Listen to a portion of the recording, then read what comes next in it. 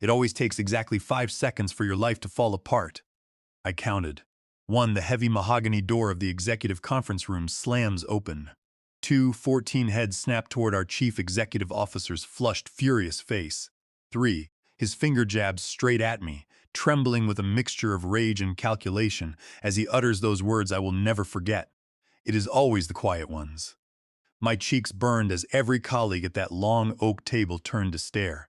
28 eyes piercing me like needles, faces instantly transforming from friendly and cooperative to suspicious in a single heartbeat. That was the moment I realized being exceptionally good at your job means absolutely nothing when a powerful executive needs a convenient scapegoat. My name is Brendan Cole. I am 48 years old, and before I detail what transpired that fateful morning at Zenith Global Solutions, let me say that I still struggle to process the sheer scale of the betrayal. I had spent 6 years at the corporation, 6 years of being the first to arrive and the last to leave. 6 years of colleagues saying, "Thank you, Brendan," and "What would we do without you, Brendan?" Yet in 5 seconds, I was cast out as the office pariah. Our chief executive officer, Bradford Vance, whom everyone called Brad, though I never did because I could not stomach the superficial familiarity, stood at the head of the conference table. The veins at his temples throbbed, and behind him, a massive projection screen displayed a spreadsheet with a glaring, blood-red figure, $3,077,636. "Someone in this room is systematically stealing from my company," Bradford said, his voice dropping to that dangerous, low register that powerful men employ when they are about to ruin someone's life. "We have a discrepancy of over $3 million, and I demand immediate answers." The 15 of us sat frozen. There was Gregory from marketing with his tie perpetually loosened, looking as if he wanted to melt into his chair. Elena from client relations, who had just returned from maternity leave, clutched her notepad as if it were a shield. Zachary, our brilliant systems administrator who rarely spoke but kept our entire digital infrastructure running, stared blankly at the screen. Clara, our experienced office manager who knew everyone's personal business, held her breath.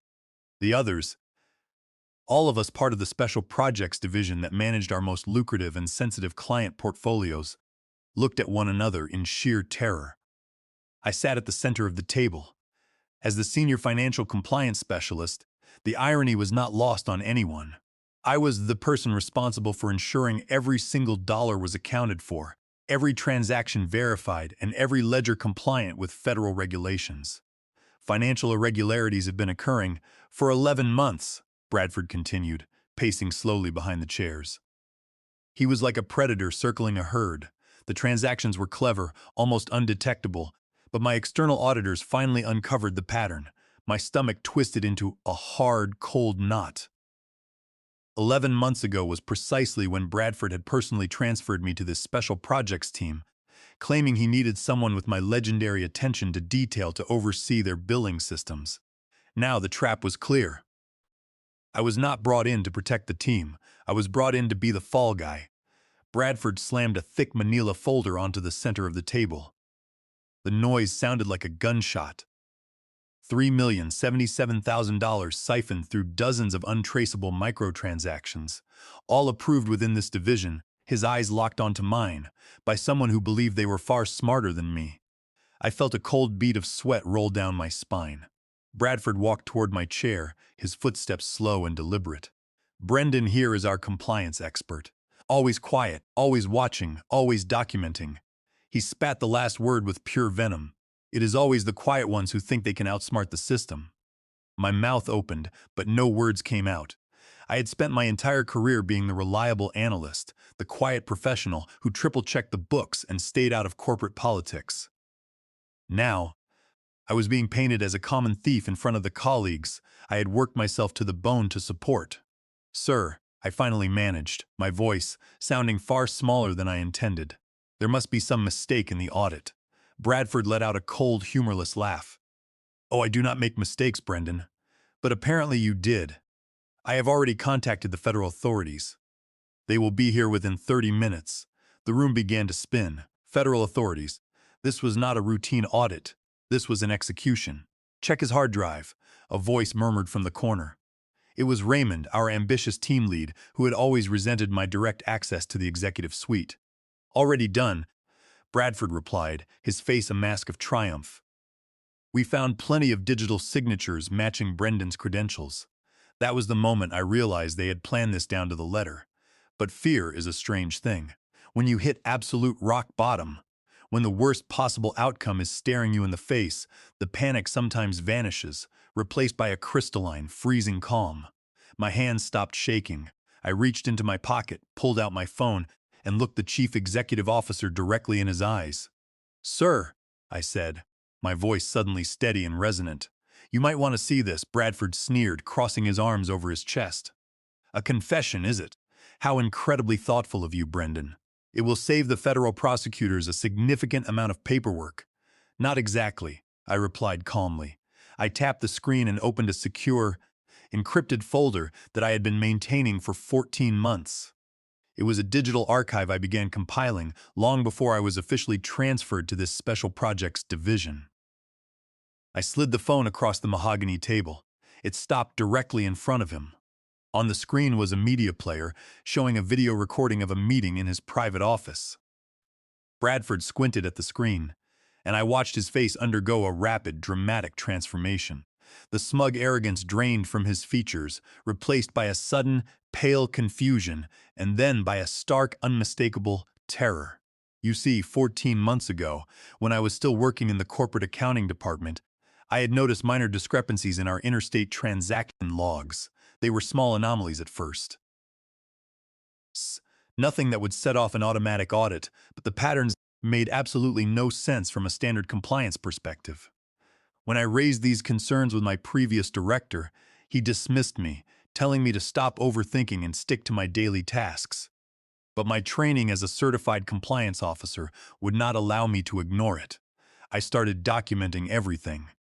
I saved screenshots of the database logs, took audio recordings of our meetings, and made secure backups of altered ledger files before and after they were modified. I did not do this because I suspected a massive criminal conspiracy. I did it out of habit to protect myself from being blamed for sloppy ledger work. When Bradford Vance abruptly moved me to the Special Projects team 11 months ago, claiming he needed my attention to detail, my compliance instincts flared.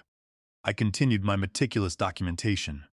Over the course of the next 11 months, there were 9 separate occasions when Bradford himself called me into his private office, closing the door to ask me to make manual adjustments to specific client billing records.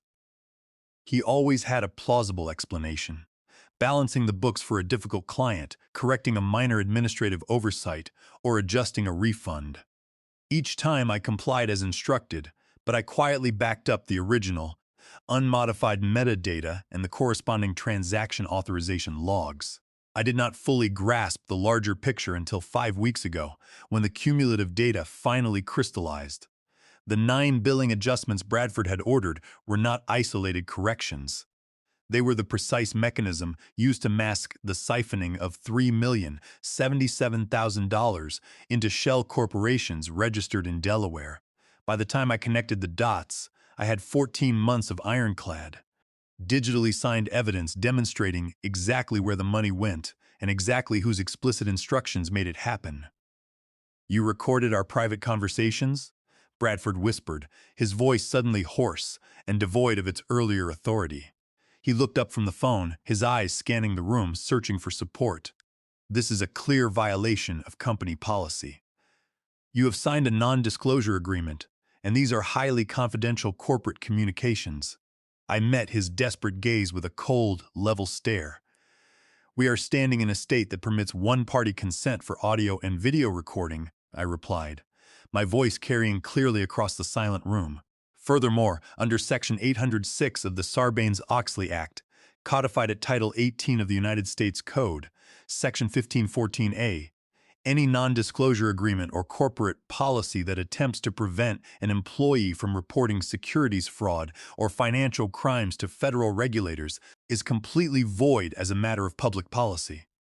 I am also fully protected under the whistleblower immunity provisions of the Defend Trade Secrets Act under Title 18, Section 1833, which shields me from any civil or criminal liability for disclosing confidential corporate information to my legal counsel and federal investigators, for the sole purpose of reporting a violation of the law. The room fell into a suffocating silence.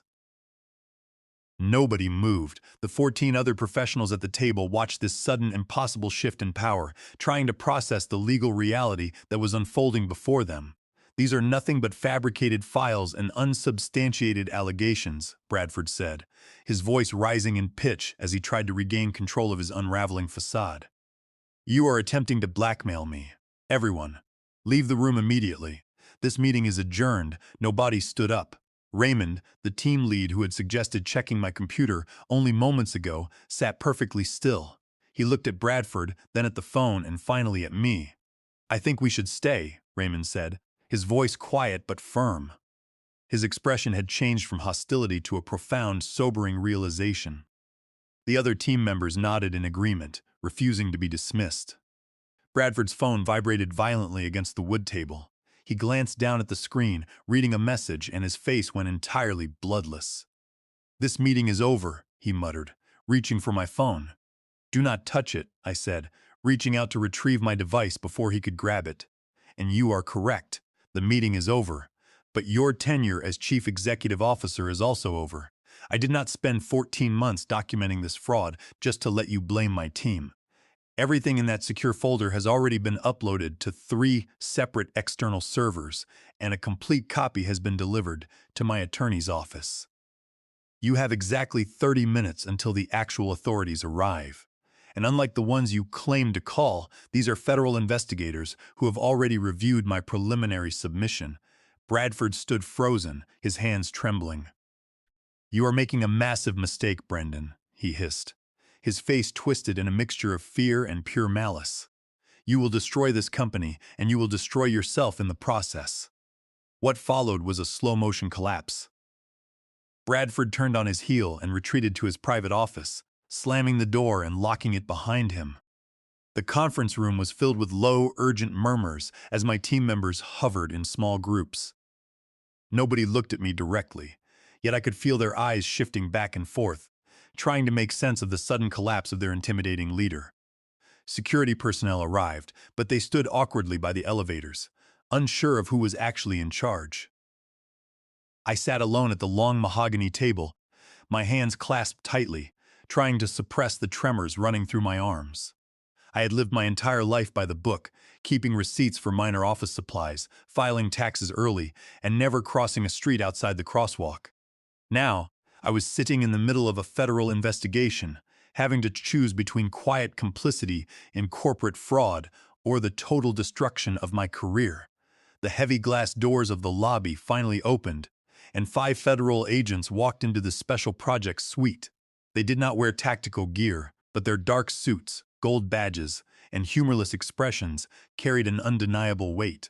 It turned out that because Zenith Global Solutions processed client billing across multiple state boundaries, Bradford's scheme had crossed state lines, violating federal laws against wire fraud and interstate transport of stolen property.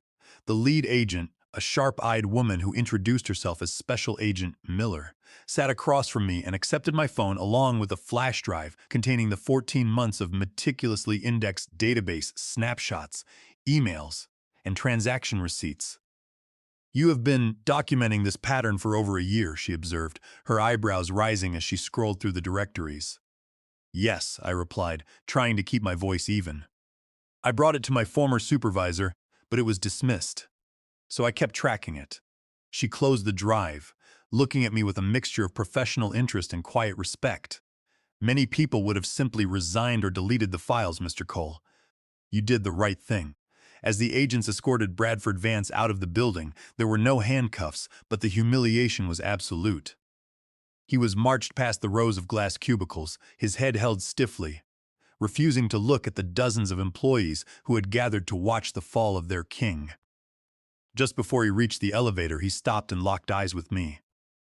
"You will regret this," he whispered, loud enough only for those close to him to hear. "Nobody will ever hire a whistleblower.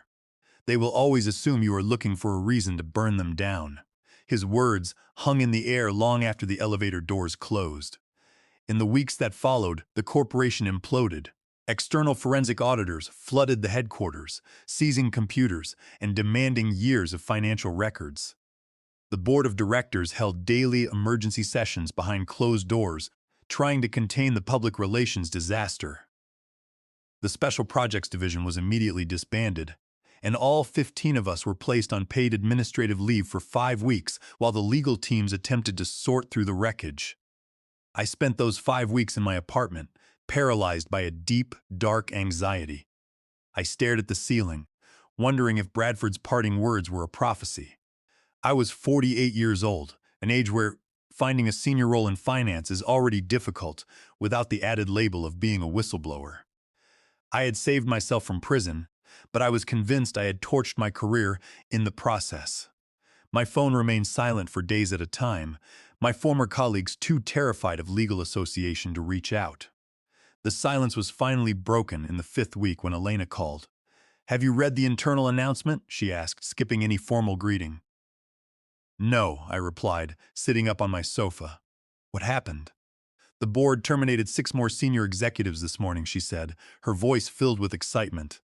"They tried to claim they were completely unaware of Bradford's scheme, but the forensic team found hundreds of deleted emails showing they had actively assisted in shifting the client funds or had agreed to look the other way in exchange for inflated quarterly bonuses."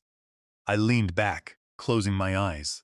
I should have felt a sense of vindication, but instead, I just felt a heavy, exhausting weariness. The corruption was deeper than I had imagined. "There is more," Elena continued. "The board is desperate to rebuild the compliance division from scratch. They need to show the shareholders and the federal regulators that they are taking this seriously. They are looking for internal candidates to lead the restructuring, and Judith Carlisle, the board chairwoman, asked specifically for you." My laugh was hollow. "They want the whistleblower?" "They want the only person in this building who proved they have absolute integrity," Elena corrected. "The one who did the right thing when the entire executive suite was rotten." "They want to meet with you tomorrow morning at 9. Just think about it, Brendan. Do not walk away from the table before you hear what they have to offer." After we hung up, I sat in the quiet of my living room for a long time. This was not the simple, clean victory I had imagined. It was messy, complicated, and deeply intimidating. But as I looked at the city lights through my window, I realized that true justice is rarely a sudden lightning bolt. It is a slow, agonizing process of rebuilding from the ruins of a collapsed structure. The corporate boardroom looked entirely different from the opposite side of the table. Sunlight streamed through floor-to-ceiling glass windows, illuminating the faces of 7 board members who had never given me a second glance during my 6 years there. Now they watched me with intense, careful attention as I settled into the leather chair directly across from Judith Carlisle, the board chairwoman. "Mr. Cole," she began, her voice polished and professional, "I want to start by expressing our deepest gratitude for your courage. What you did protected this company from catastrophic reputational and financial ruin. Your actions saved our shareholders from far worse consequences." The words sounded rehearsed, like a statement crafted by their crisis management firm. I nodded politely, but remained silent, knowing silence makes powerful people uncomfortable. If you say nothing, they will rush to fill the void, often revealing more than they intended. "We have conducted a thorough internal investigation," continued Reginald Sinclair, the company's lead counsel, adjusting his glasses. "The forensic team determined that the fraud actually dates back 26 months and involved 7 senior executives, including Bradford Vance. 4 have already resigned, and 3 are contesting their terminations." My throat felt dry, but I kept my expression neutral. 7 executives either participated directly or deliberately looked the other way. Reginald nodded grimly. "The $3,077,000 Bradford accused your team of stealing was simply the portion he attempted to isolate during the last fiscal quarter. The total exposure is much larger. This brings us to why we requested this meeting. We are restructuring our entire corporate governance. Several departments will be consolidated, and we desperately need leaders we can trust to rebuild our credibility. Here was the offer Elena had previously described. I braced myself. "We would like to offer you the position of Director of Financial Compliance," Judith Carlyle said, leaning forward. "You will report directly to the Board of Directors, bypass the Executive Committee entirely, and receive a substantial salary increase. We will also grant you the authority to rebuild the division." My heart hammered in my chest. This was a massive promotion, a director-level role multiple tiers above my previous analyst position. It was the kind of job that typically required an advanced corporate degree and 15 years of executive experience. A month ago, nobody on this board would have even considered me to lead a meeting, let alone a critical division. "Why me?" I asked plainly, not looking for empty praise, but wanting to force them to state their motives. Judith Carlyle's professional smile faltered for a fraction of a second. "Frankly, Mr. Cole, we are facing a severe credibility crisis with our primary lenders and federal regulators. We need someone with unimpeachable integrity. We need to show the market that we have put a senior compliance officer in place who has proven they will do the right thing regardless of the personal cost." It was exactly as I suspected. They did not just want my skills. They wanted my reputation, using my whistleblowing as a shield to prove to the Securities and Exchange Commission that the company was cleaning house. "And if I decline the offer?" I asked. "We would understand," Reginald Sinclair said smoothly. "You would receive a generous severance package, excellent professional references, and a standard non-disclosure agreement." "A non-disclosure agreement," I repeated, cutting him off. "To ensure I go away quietly and never speak of the details again." The brief, tense silence from the board members was all the confirmation I needed. They were prepared to pay me a significant sum to buy my silence. But the quiet analysts they thought they could manipulate had died the moment Bradford Vance tried to destroy him. "I would like to propose an alternate path," I said, my voice steady and firm. "I will consider accepting the director position, but I have several non-negotiable conditions." The air in the boardroom immediately shifted. Eyebrows shot up, and Reginald Sinclair paused his pen. This was clearly not in their prepared script. "We are open to reasonable discussion," Judith said, her tone narrowing. "First, my entire special projects team must be cleared publicly," I said. "I want a company-wide email stating explicitly that they have been exonerated of any wrongdoing, along with financial bonuses to compensate for the extreme stress and administrative leave they endured." Reginald scribbled on his notepad. "That is reasonable. We can draft that today." "What else?" "Second, I want complete veto power over all hiring and retention decisions within the financial compliance division. Anyone who remains in the department will report directly to me, and I must personally vet them. I will not work with anyone who looked the other way during the last 26 months. Judith nodded. "Agreed." Third, I want Bradford's former corner office on the executive floor. That caused a stir. Philip, the head of human resources, spoke up for the first time. "Mr. Cole, that office is traditionally reserved for senior vice presidents. It is not standard for a director-level position." I met his gaze without blinking. "Nothing about this situation is standard, Philip." Judith Carlyle studied me for a long, silent moment, then nodded. "We can accommodate that. Is there anything else?" I took a deep breath, preparing for the most critical point. "Yes, I will not sign a non-disclosure agreement. I will agree not to disparage the company publicly, as long as the board acts in good faith, but I will not sign away my right to speak if I uncover further systemic issues. The fraudulent transactions Bradford authorized are void ab initio under federal contract doctrines, and my rights under the Sarbanes-Oxley Act cannot be waived by a corporate agreement." The temperature in the room dropped 10 degrees. The lawyers looked at each other in sheer disbelief. This was a direct challenge to their corporate control, but they knew they had no choice. They needed me more than I needed them. The following morning, when I walked into my new corner office, the very office where Bradford had once plotted my downfall, I was overwhelmed by a complex wave of emotions. There was triumph, certainly, but also a deep sadness for what it had cost to reach this point. I ran my fingers along the edge of the expensive mahogany desk, realizing that power changes people, and that I would have to remain vigilant to ensure it did not corrupt me. A light knock at the glass door interrupted my thoughts. Clara stood there, holding a small, resilient, potted succulent. A division-warming gift, she said, setting it on the corner of the desk. It is nearly impossible to kill, even if you forget to water it for weeks. Much like your career, apparently. I laughed, a genuine sound that felt foreign after weeks of tension. Thank you, Clara. Have you heard from the others? Everyone is being called in for individual meetings today, she replied. The rumors about the restructuring are flying. Are you really running the new compliance department? I nodded. Yes, and I want you to be my assistant director. Her eyes widened in surprise. Me? I am office management, not compliance or finance. You are organized, highly perceptive, and most importantly, you stood up for me in that conference room when it would have been far easier to stay silent, I said. I need leaders I can trust completely.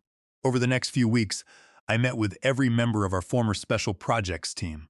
I hired Zachary to design custom compliance monitoring software to prevent future ledger manipulation. I brought in Elena to manage our reports to the board and external regulatory bodies. Even Raymond, who had initially accused me, showed genuine remorse and exceptional competence, earning a position in our new investigative unit. Only Gregory declined, choosing to accept a marketing role at a different company, stating that the building carried too many ghosts for him. I respected his choice. Rebuilding from ruins is not for everyone. The work was grueling. 16-hour days became my standard as we audited the company's past records. We uncovered further irregularities, realizing Bradford's fraudulent activities had tentacles throughout the entire organization.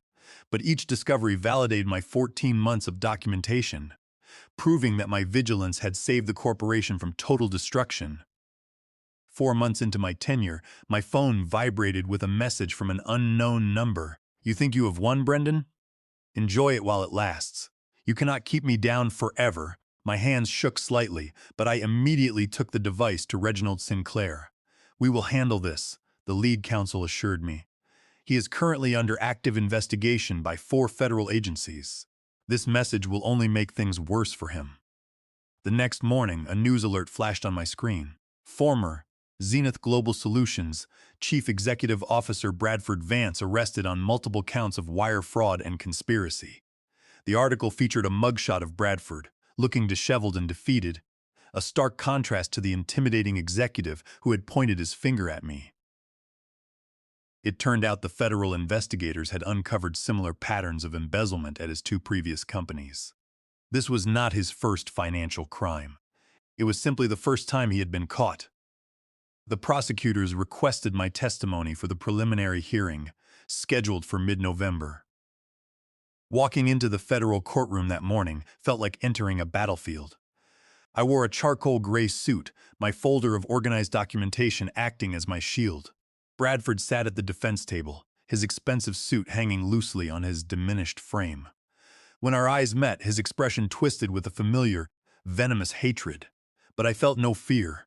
He no longer held any power over me. When I took the stand, my voice remained steady and clear. I walked the court through each transaction, explaining the patterns of fraud and how Bradford had attempted to set me up as the scapegoat. The defense attorney tried to paint me as an ambitious, disgruntled employee who fabricated evidence to secure a promotion. Is it not highly convenient that you are now a director after accusing Mr. Vance? The attorney sneered. There was nothing convenient about having my character assassinated, I replied. I lost sleep. I had my professional integrity questioned, and I had to carry the burden of this documentation for over a year. I did not do this to advance my career. I did it because it was the only way to protect my team and myself from going to federal prison for crimes we did not commit. 9 months after that initial accusation in the conference room, Bradford Vance pleaded guilty to multiple federal charges. He was sentenced to 11 years in a federal penitentiary. 3 years later, I was promoted to Chief Financial Officer of Zenith Global Solutions. The day the board announced my promotion, I received an unsigned envelope in the mail. Inside was a clipping of the press release, with a single sentence written in Bradford's handwriting. "Congratulations, you won." I did not reply. Some victories do not require validation. Sometimes, building a successful life and maintaining your integrity is the ultimate form of revenge. My story is not unique. Financial fraud occurs in corporate offices every single day, and whistleblowers often face severe retaliation. What is unique is that I survived the storm. I learned that there is a profound difference between being a quiet observer and being silenced. If you are the quiet professional, the one who notices the details others miss, know that your meticulous nature is your greatest strength, not a weakness. Your documentation is not paranoia. It is your shield. And if you are the executive using your authority to crush those beneath you, remember that the quiet ones are always watching, always documenting, and when pushed too far, they will speak.